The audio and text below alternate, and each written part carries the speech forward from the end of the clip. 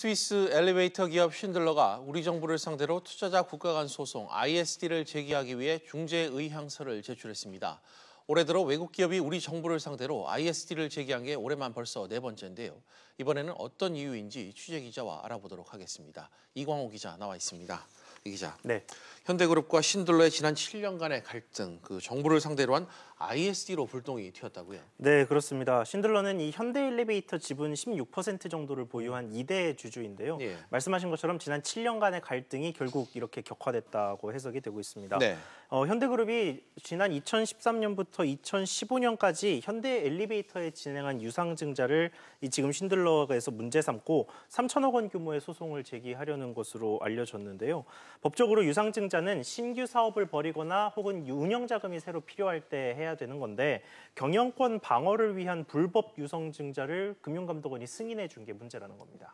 방금 그 말씀이 이제 쉰들러 측 주장인 것 같은데 현대엘리베이터가 유상증자를 진행했던 상황을 좀 짚어봐야 될 것 같은데 간략히 좀 설명해 주시죠. 네, 처음에 현대엘리베이터가 이제 본격적으로 유상증자를 시작한 게 지난 2011년부터였습니다. 네. 표를 보면서 좀 설명을 드리면요. 쉰들러는 2011년 유상증자에는 정상적으로 참여해서 기존에 보유하고 있던 지분만큼 새로 발행한 주식을 사들였습니다. 그러다가 그 다음에 보이는 2012년 12월에 있는 유상증자부터 반대를 본격적으로 하기 시작하는데요. 이렇게 유상증자에 참여하지 않으면 기존 주식만 보유한 채 나머지 주주들이 새로운 주식을 사들이기 때문에 계속해서 지분율이 떨어질 수밖에 없거든요. 실제로 유상증자에 참여하지 않았던 쉰들러의 지분율은 35%에서 지금 2015년 7월 기준으로 17%대까지 떨어졌고 지분율이 더 떨어지면서 15%대를 유지하고 있습니다. 증자로 주식이 늘어나니까 지분율이 떨어진다. 이런 이유 같은데 쉰들러가 현대엘리베이터 유상증자에 반대해왔던 이유 또 이게 이번 소송의 중요한 쟁점이 좀 될 것 같은데 어떻습니까? 네, 여기에는 좀 적대적 인수합병 문제가 좀 얽혀 있는데요.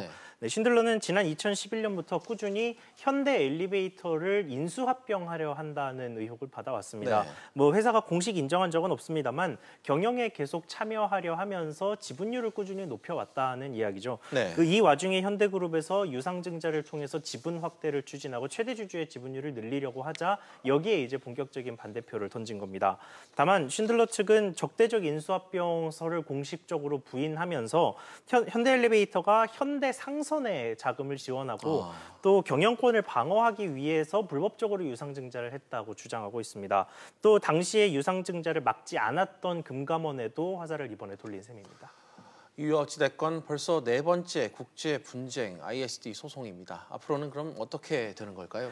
네, 쉰들러는 중재 의향서를 제출한 이후에 최대 6개월의 협상 기간을 거친 뒤에 본 소송을 제기하게 되는데요. 예.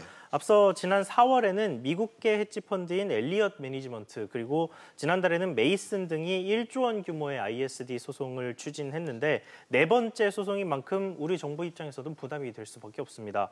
또 론스타의 5조 3천억 원 규모 소송에서 우리 정부가 패소할 가능성이 높다라는 관측이 나오면서 배상금 마련에 지금 정부가 비상에 걸린 상황이거든요. 다만 쉰들러의 경우에는 이 한국에 진출한 지 꽤 오랜 시간이 지났고 한국 내 승강기 사업에도 욕심을 내고 있는 만큼 우리 정부나 현대엘리베이터와 타협점을 찾을 가능성도 있습니다.